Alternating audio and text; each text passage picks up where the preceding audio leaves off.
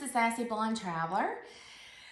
Super excited about some upcoming things coming up. I just wanted to kind of come to you today and kind of give you a little outlook of, what I'm about and why I do some of the things that I do. I lost my son in June of 2020 due to a tragic car accident. He died immediately when the car accident occurred. It was devastating, still is devastating, always will be devastating. Really loved my child. Like, he was the most beautiful thing in the world to me.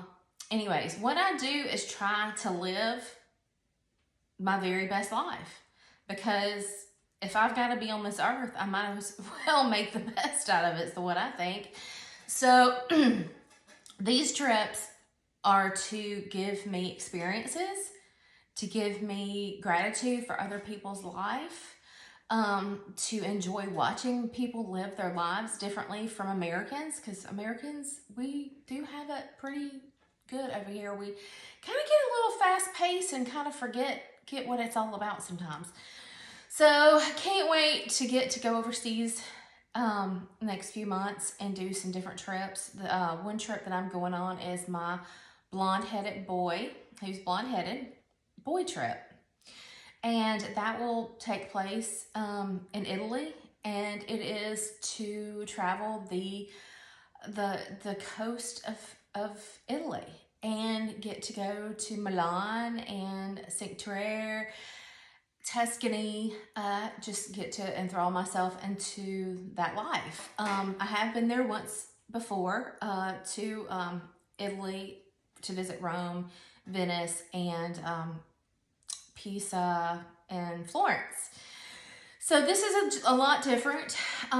There's going to be some things that my son would love to get to experience, but he's going to be with me in spirit. And so I'm going to do that trip solo. Pretty excited about going on a solo trip. And it's just going to be about me and experiencing just the culture, the people, just finding myself in that trip. That's what that trip's all about for me. So I'm super looking forward to that. That's going to be coming up in May and June. So super stay tuned to that. What I didn't realize is when you go through grief, just the amount of people that, you affect around you. Because I really didn't realize how people watch you. People watch you. And, they said, oh, you're handling your grief so well, with grace and all this. Well, I stayed home when I wasn't having good days. Like, I stayed to myself. Like, during COVID, losing somebody during COVID was horrible because nobody was around, So having a funeral in COVID was horrible, okay? Horrible. Don't suggest it, okay? Don't deal with it. It's awful.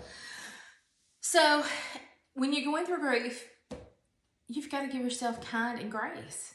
Like, if I couldn't go back to work, it was not healthy for me to be around people that asked me questions. It was not healthy for me to have to relive the accident every day to people that asked me. It was not healthy for me. So I decided to stay home, which was probably the best thing I could have done, but it was still a hard thing because I did fall pretty ill from not getting up out of the bed. Like, I stayed in the bed, I wouldn't drink, and I got pretty sick. My husband is the most amazing person in this world. So much patience for me, so much patience. He would take me on small trips, like it was 4.5, 5 hours away, and we would go on these small weekend trips. And we would go to farmers markets, and he would just say, here's $50. And we would go buy vegetables and beautiful flowers and things that made me happy. Colors make you happy. People make you happy. That's just what it's about. People make you happy. And people make you sad too. People make you mad. But most of the time, people make you happy. So we did a lot of that. And then seriously, after my son died, all I wanted to do was pack up one bag. Like one bag, not a big bag, something easy, like just backpacking through Europe. Like if I could have packed my bags, lived in hostels, for like months. But I wanted to come home, but I just wanted to leave because being at home was so hard, because everywhere I turned, there's pictures of him. And it's like he's supposed to come home and get in his bed, and he's not here. It's just horrible, you know?